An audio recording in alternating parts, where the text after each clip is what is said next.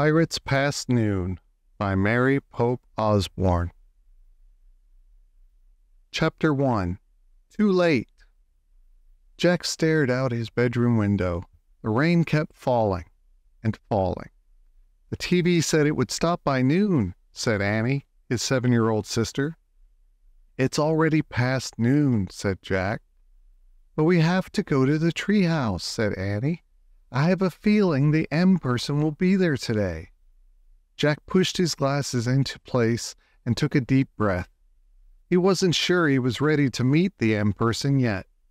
The mysterious person who had put all the books in the magic treehouse. Come on, said Annie. Jack sighed. Okay, he said. You get our raincoats and boots. I'll get the medallion and bookmark. Annie ran to get their rain gear. Jack reached into his drawer. He took out the medallion. It was gold. The letter M was engraved on it. Then he took out the bookmark. It was made of blue leather. It had the same M on it. Both M's matched the M that was on the floor of the treehouse. Jack put the medallion and bookmark into his backpack.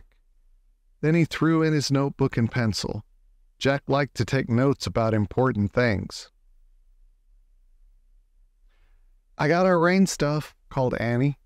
Jack picked up his pack and went downstairs. Annie was waiting by the back door. She was putting on her boots.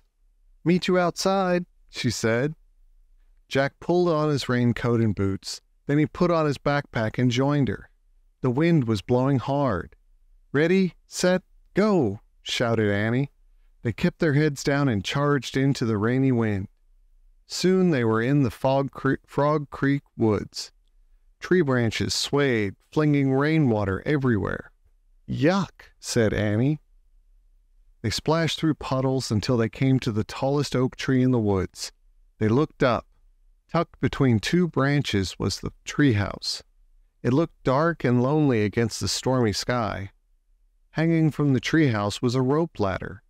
It was blowing in the wind. Jack thought of all the books up there. He hoped they weren't getting wet. The M person's been there, said Annie. Jack caught his breath.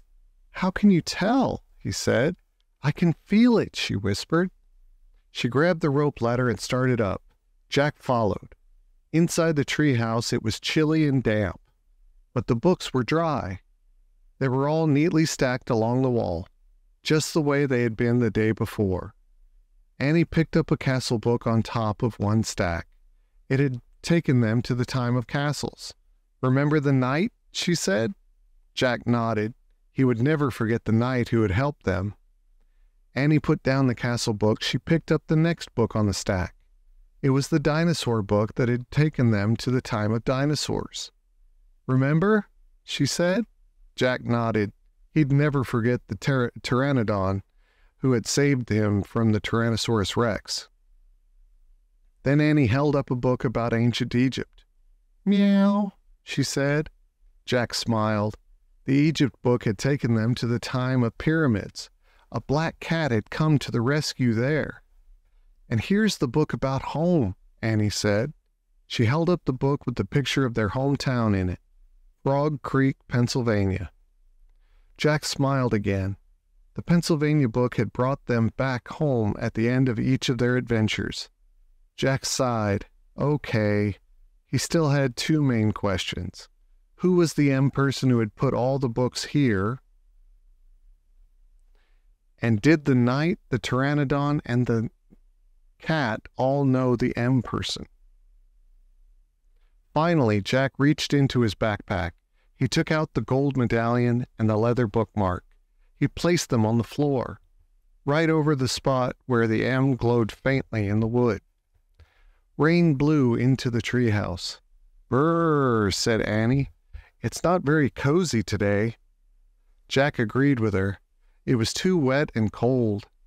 Look, Annie pointed to an open book lying in the corner. I don't remember a book being open. Me neither, said Jack. Annie picked up the book. She stared at the picture on the page. Wow, this place looks great. She showed the picture to Jack. He saw a sunny beach. a big green parrot sitting in a palm tree, and a ship sailing on a blue sea. Another gust of rainy wind blew into the treehouse. Annie pointed to the picture. "I wish we were there instead of here," she said. "Yeah," said Jack, "but where is there?" "Too late," came a squawk. Jack and Annie turned quickly. Sitting on a branch outside the window ledge of the treehouse was a green parrot, exactly like the parrot in the picture. "Too late," the parrot squawked again. "A talking parrot?" said Annie. "Is your name Polly? Can I call you Polly?" Suddenly the wind started to whistle. "Oh no, now we're in big trouble," said Jack. The wind blew harder. The leaves shook. The treehouse started to spin, faster and faster. Jack squeezed his eyes shut. Then everything was still, absolutely still. Jack opened his eyes. "Too late," squawked Polly. Chapter 2. The Bright Blue Sea. Jack felt hot sunlight streaming into the treehouse. He smelled salt water. He heard the sound of waves. He and Annie looked out the window. The treehouse was in a palm tree. Beyond was a bright blue sea. A tall sailing ship was on the horizon. It was just like the picture in the book. "Too late," squawked Polly. "Look," said Annie. Polly was flying in circles above the treehouse. Then she swooped down to the ocean. "Come on, let's follow her. Let's go in the water," said Annie. She took off her raincoat and dropped it on the floor. "Wait, we have to study the book first," said Jack. He started to reach for the book, but Annie grabbed it. "You can read it on the beach," she said. Without even looking at the cover, she shoved the book into Jack's backpack. He sighed. Actually, the water did look wonderful. "Okay," Jack said. He took off his raincoat too. "Come on." Annie handed Jack his backpack, then started down the ladder. Jack folded the raincoat and put it next to the stack of books. He put on his backpack, then he went down the ladder. As soon as Annie hit the sand, she ran toward the ocean. Jack watched her wade into the water. She was still wearing her rain boots. "Your boots, Annie," called Jack. She shrugged. "They'll dry out," she said. Jack took off his boots and socks. He put them beside his backpack. Then he rolled up his jeans and ran across the hot sand into the waves. The water was warm and clear. Jack could see shells and tiny fishes. He shielded his eyes against the sun and peered out at the sea. The tall sailing ship seemed a bit closer. "Where's Polly?" said Annie. Jack glanced around. No sign of Polly. Not in the palm trees. Not on the sunlit sand. Not over the bright blue sea. When Jack looked out at the sea again, the ship seemed even closer. Now Jack could see its flag. As he stared at the ship's flag, a chill went through him. The flag was black, with a skull and crossbones. "Oh man," he breathed. He started out of the water. "What's wrong?" said Annie. She splashed after him. Jack ran to his backpack. Annie followed. He grabbed the book from his backpack. He looked at the cover. For the first time, he and Annie read the title of the book. "Yikes," said Annie. "Pirates of the Caribbean," Jack read aloud. Chapter 3. 3 Men in a Boat. "We've come to the time of pirates," Jack said. "Pirates?" squeaked Annie. "Like in Peter Pan?"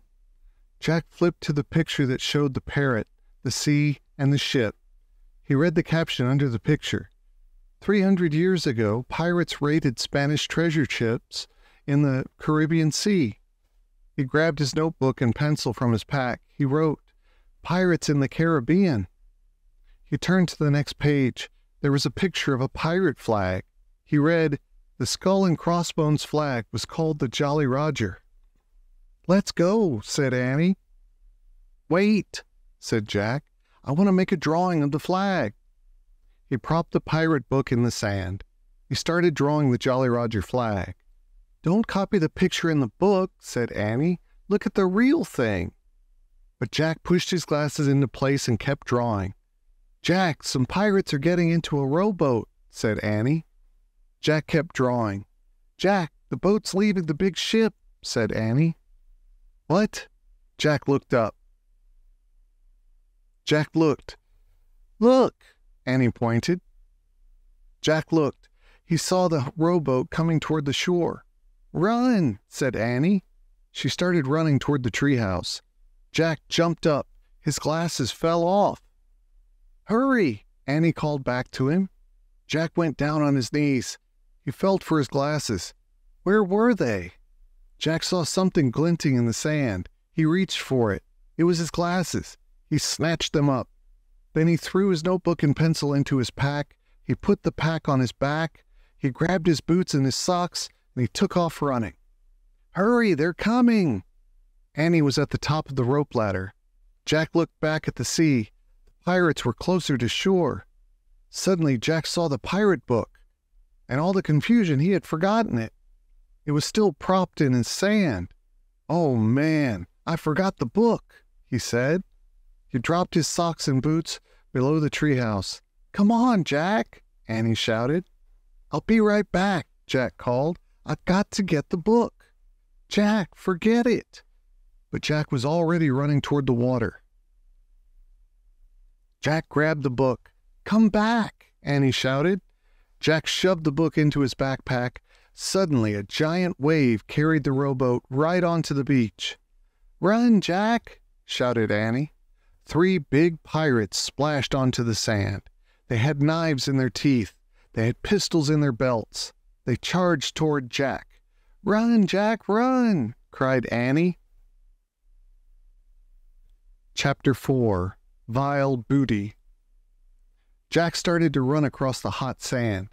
He ran as fast as he could, but the pirates ran faster. Before Jack knew it, the biggest pirate had grabbed him. Jack struggled, but the pirate had huge, strong arms. He held on to Jack and laughed a mean, ugly laugh. He had a shaggy black beard. A patch covered one eye. Jack heard Annie yelling. He saw her coming down the rope ladder. "Stay where you are," Jack shouted, but Annie kept coming. "Leave him alone, you bully," she cried. The other two pirates laughed meanly. They were dirty and ragged. Annie charged up to the biggest pirate. "Let him go," she said. She hit the pirate with her fist and kicked him. But the pirate just growled. Then he grabbed her too. And with his giant hands, he held Jack and Annie as if they were 2 kittens. "No one escapes Captain Bones," he roared. His breath was terrible. "Let go," Annie shouted into his face. But Captain Bones just smiled. All his teeth were black. Annie fell silent. Captain Bones laughed loudly. Then he turned to the other 2. "Find out what's in their house, you dogs," he said. "Aye, aye, Captain," they answered, and they started up the ladder to the treehouse. "What do you spy, Pinky?" shouted Captain Bones. "Books, Captain," Pinky shouted down. "Ah, books," growled Captain Bones. He spit on the sand. "I want gold, you dogs." "Dogs are nicer than you," said Annie. "Shh," said Jack. "What about you, Stinky?" Captain Bones roared. "Just books, Captain," shouted Stinky. "Ah, books," said Captain Bones. He spit on the sand again. "I hate books. Keep looking, dogs. Find me something good." Captain Bones grabbed Jack's backpack. "What's in here?" he said. "Nothing." Jack quickly opened the pack. "Just paper, a pencil, a book." "Another book?" roared Captain Bones. "That's vile booty." A gleeful shriek pierced the air. Captain Bones froze. "What's that?" he shouted. "Look, Captain, look." Pinky leaned out of the treehouse window. He held the medallion. It glimmered in the sunlight. "Oh, brother," thought Jack. "Throw it down," cried Captain Bones. "It's not yours," shouted Annie. Captain Bones dropped Jack at Annie. He caught the medallion as it fell. "Gold, gold, gold," he cried. Captain Bones threw back his head and laughed horribly. He grabbed 2 of his pistols. He shot them into the air. Pinky and Stinky howled like wolves. Chapter 5. The Kid's Treasure. Jack and Annie watched in horror. The gold-greedy pirates seemed to have lost their minds. Jack nudged Annie. Together they started to back slowly away from the pirates, toward the treehouse. "Halt!" Captain Bones shouted. He aimed his pistols at them. "Not another step, lubbers." Jack and Annie froze. Captain Bones grinned his black-toothed grin. "Tell old Bones where the rest is," he growled, "or prepare to meet thy doom." What? What rest?" said Annie. "The rest of the treasure," roared Captain Bones. "I know it's on this island. I have a map." He reached into a belt pouch and pulled out a torn piece of paper. He waved it at Jack and Annie. "Is that a treasure map?" asked Jack. "Aye, it's the map telling about Kid's treasure." "Which Kid's treasure? Not us kids," said Annie. "We don't know anything about a kid's treasure." "Why don't you read the map?" said Jack. "You read it." Captain Bones shoved the map in Jack's face. Jack stared at the strange marks on the paper. "What does that mean?" asked Jack. "What does what mean?" asked Captain Bones. "Those words." Jack pointed at the words at the bottom of the map. "Well, it means—" Captain Bones' good eye squinted at the writing. He frowned. He coughed. He rubbed his nose. "Ah, leave him alone," Pinky growled at Jack. "You know he can't read," said Stinky. "Shut up," Captain Bones roared at his men.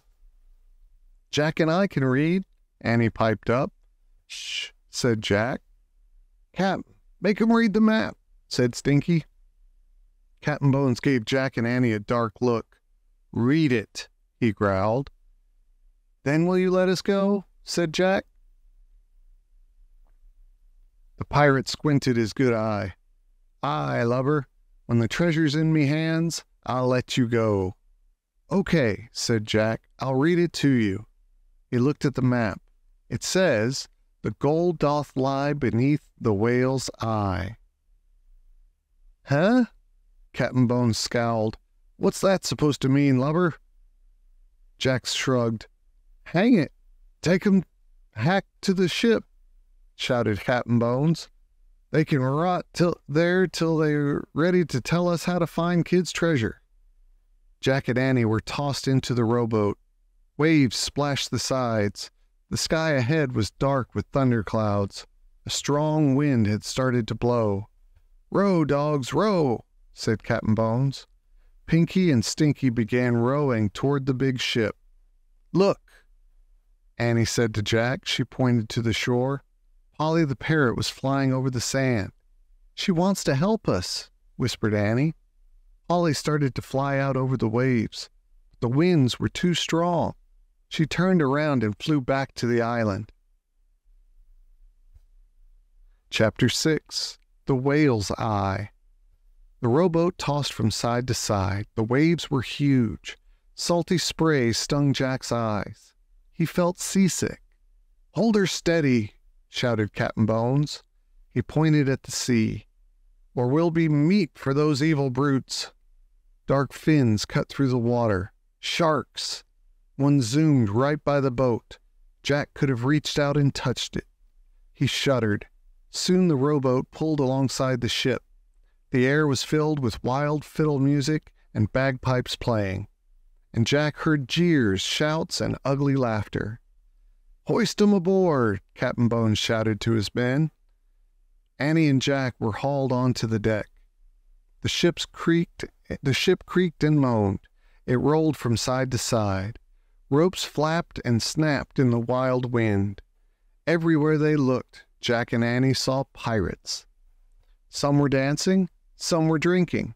Many were fighting. with swords or with their fists. "Lock 'em in my cabin," Captain Bones ordered. A couple of pirates grabbed Jack and Annie and threw them in the ship's cabin, then locked the door. The air inside the cabin was damp and sour-smelling. A shaft of gray light came through a small round window. "Oh, man," said Jack, "we've got to figure out how to get back to the island." "So we can get into the treehouse and go home," said Annie. "Right." Jack suddenly felt tired. How would they ever get out of this mess? "We better examine the book," he said. He reached into his pack and pulled out the pirate book. He flipped through the pages. He looked for information to help them. "Look," he said. He found a picture of pirates burying a treasure chest. This might help. Together they read the words under the picture. Captain Kidd was a famous pirate. It is said that he buried a treasure chest on a deserted island. The chest was filled with gold and jewels. "Captain Kidd," said Jack.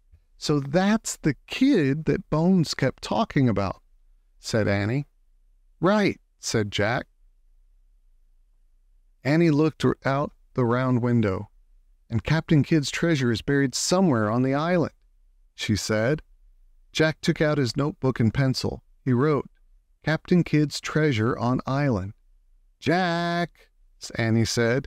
"Shh, wait a minute," he said. "I'm thinking." "Guess what I see?" said Annie. "What?" Jack asked. He looked back at the book. "A whale." "Neat," he said. Then he looked up. "A whale? Did you say a whale?" "A whale, a huge whale, as big as a football field." Jack jumped up and looked out the window with her. "Where?" Jack asked. All he could see was the island, and stormy waves, and shark fins. "There," said Annie. "Where? Where?" "There. The island is shaped like a giant whale." "Oh, man," whispered Jack. Now he could see it. "See the whale's back?" said Annie. "Yep. The slope of the island looked like the back of a whale." "See this spout?" said Annie. "Yep. The palm tree that held the treehouse looked like the spout of a whale." "See his eye?" said Annie. "Yep. A big black rock looked like the eye of the whale." "The gold doth lie beneath the whale's eye," whispered Jack. "Wow!" Chapter 7. Gales a-blowin'. "So the treasure must be under that rock," said Annie. "Right," said Jack. "Now we just have to get back to the island. We'll show Captain Bones where the treasure is. Then while all the pirates are digging, we'll sneak up to the treehouse." "And make a wish to go home," said Annie. "Right." Jack poked his head out the round window of the cabin. "Captain Bones, sir," he shouted. The pirates took up the cry, "Captain Bones! Captain Bones!" "Hey!" came a horrible voice. Captain Bones stuck his ugly face through the window. His good eye glared at Jack. "What do you want, lubbers?" "We're ready to tell the truth, sir," said Jack. "Go ahead," growled Captain Bones. "We know where Captain Kidd's treasure is." "Where?" "We can't just tell you. We have to show you," said Annie. Captain Bones gave Annie and Jack a long, hard look. "You'll need a rope," said Jack. "And shovels," said Annie. Captain Bones growled. Then he roared at his men. "Get some rope and shovels." "Aye, aye, Captain." "Then throw these lubbers in the boat. We're going back to the island." "Aye, aye, Captain."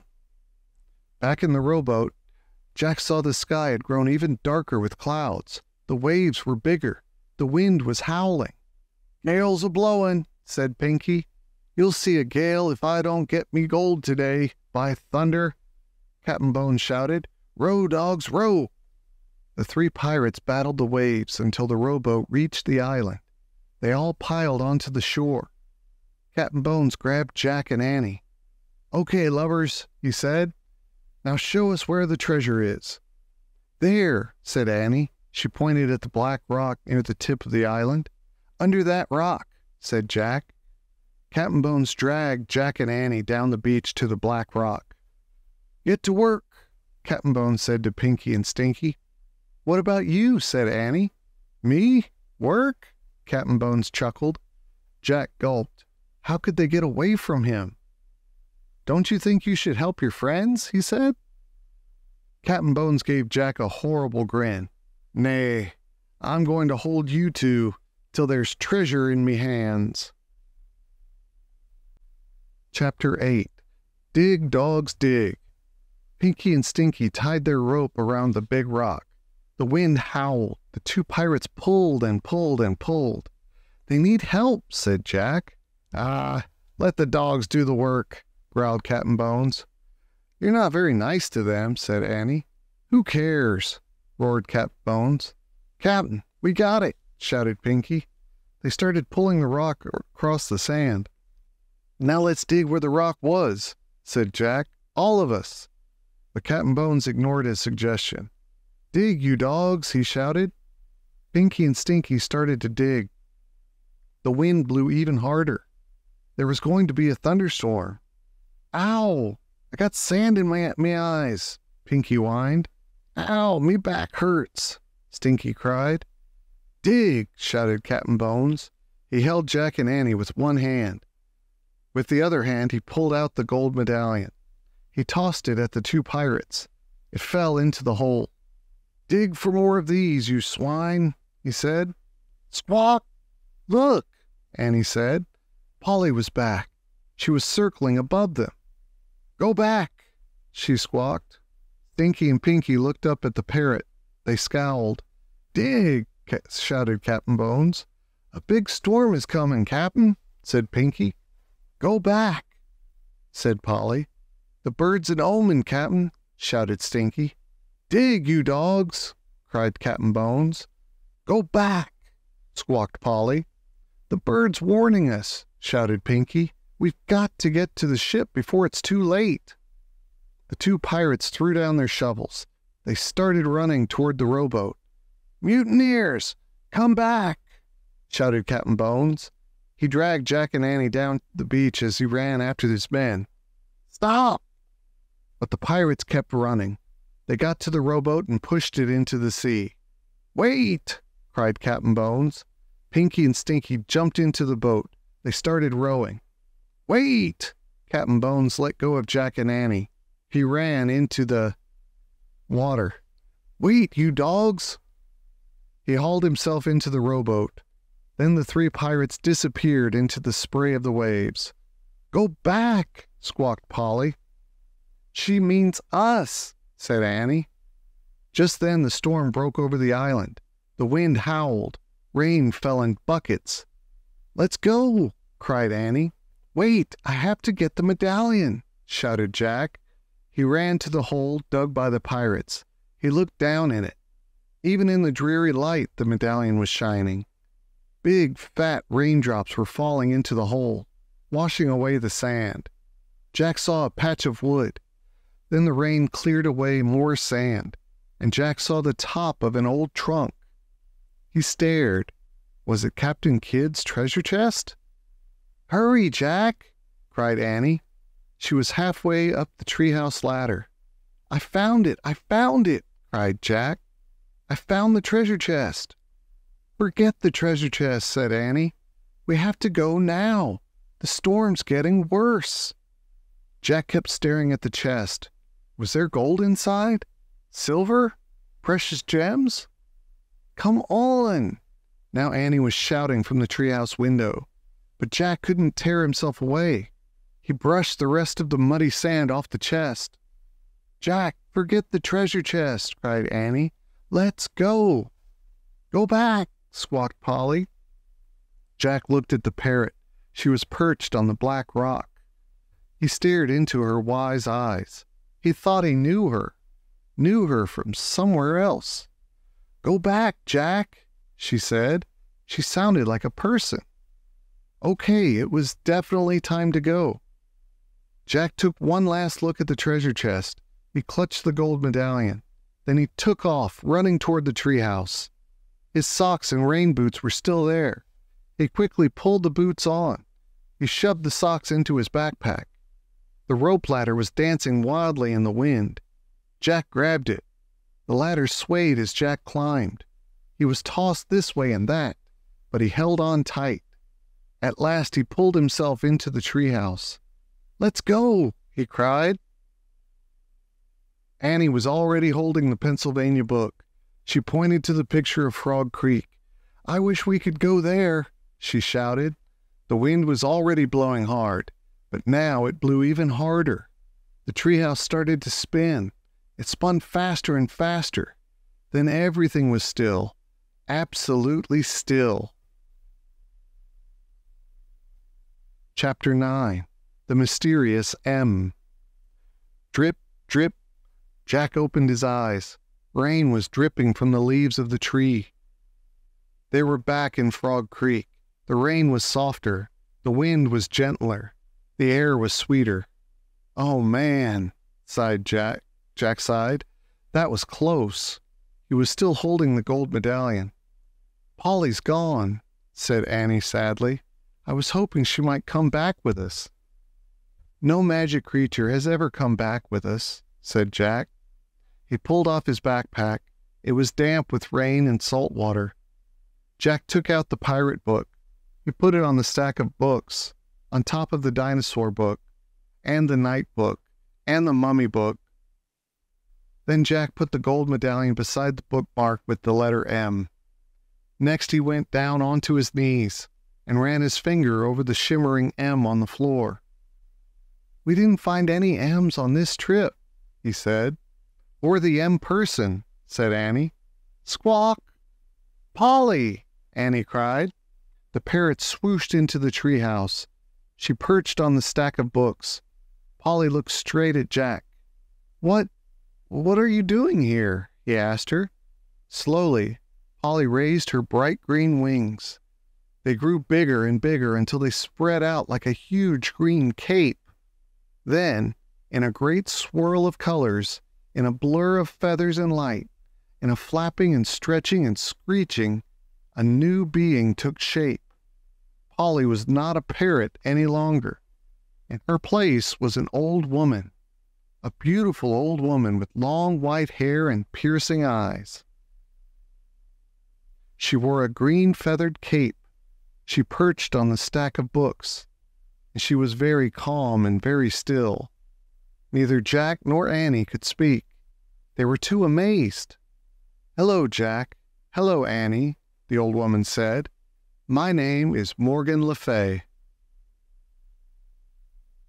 Chapter 10. Treasure Again. Annie found her voice first. "The M person," she whispered. "Yes, I'm the M person," said Morgan. "Where are you from?" asked Jack. "Have you ever heard of King Arthur?" said Morgan. Jack nodded. "Well, I am King Arthur's sister," said Morgan. "You're from Camelot?" said Jack. "I've read about Camelot." "What did you read about me, Jack?" said Morgan. You're a witch."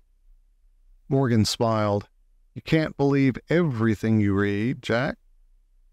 "But are you a magician?" said Annie.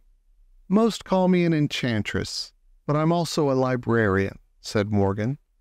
"A librarian?" said Annie. "Yes, and I've come to the 20th century, your time, to collect books. You are lucky to be born in a time with so many books."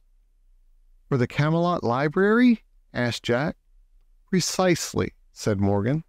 "I travel in this treehouse to collect words from many different places around the world, and from many different time periods." "Did you find books here?" said Jack. "Oh yes, many wonderful books. I want to borrow them for our scribes to copy." "Did you put all the bookmarks in them?" said Jack. "Yes. You see, I like the pictures in the books. Sometimes I want to visit the scenes in the pictures, so all the bookmarks mark places I wish to go." "How do you get there?" asked Annie. "I placed a spell on the treehouse," said Morgan. "So when I point to a picture and make a wish, the treehouse takes me there." "I think you dropped this in dinosaur times," said Jack. He handed the gold medallion to Morgan. "Oh, thank you. I wondered where I'd lost that," she said. She put the medallion into a hidden pocket in her cape. "So can anybody work the spell?" asked Annie. "Anybody who tries it?" "Oh dear, no. Not just anybody," Morgan said.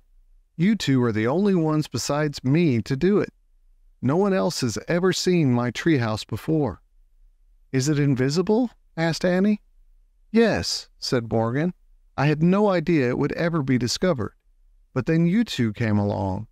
Somehow you hooked right into my magic." "How?" asked Jack. "Well, for two reasons, I think," explained Morgan. "First, Annie believes in magic, so she actually saw the treehouse. And her belief helped you to see it, Jack." "Oh, man," said Jack. "Then you picked up a book, Jack, and because you love books so much, you caused my magic spell to work." "Wow," said Annie. "You can't imagine my dismay when you started to take off for dinosaur times. I had to make a very quick decision, and I decided to come along." "Oh, so you were the pteranodon," said Annie. Morgan smiled. "And the cat and the knight and Polly," said Annie. "Yes," said Morgan softly. "You were all these things to help us?" asked Jack. "Yes, but I must go home now. The people in Camelot need my help." "You're leaving?" whispered Jack. "I'm afraid I must," said Morgan. She picked up Jack's backpack and handed it to him. Jack and Annie picked up their raincoats. It had stopped raining. "You won't forget us, will you?"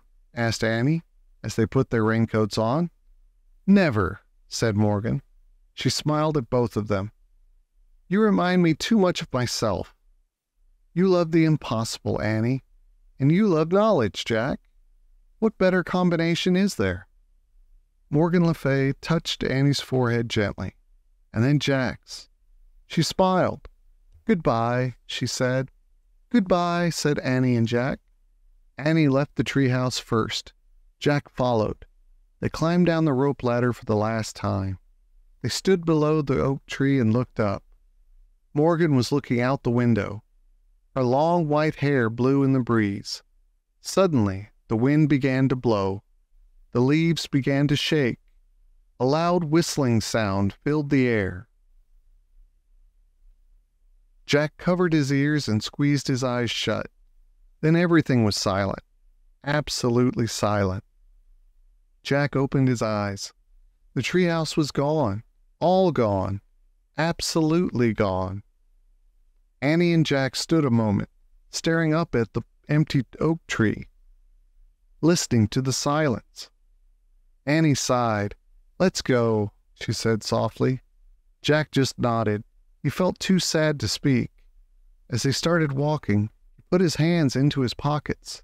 He felt something. Jack pulled out the gold medallion. "Look," he said. "How did—" Annie smiled. "Morgan must have put it there," she said.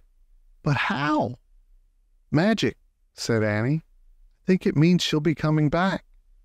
Jack smiled. He clutched the medallion as he and Annie took off through the wet, sunny woods. As they walked, the sun shined through the woods, and all the wet leaves sparkled. Everything, in fact, was shining. Leaves, branches, puddles, bushes, grass, vines, wildflowers, all glittered like jewels, or gleamed like gold. Annie had been right, thought Jack. Forget the treasure chest. They had treasure at home, a ton of it, everywhere.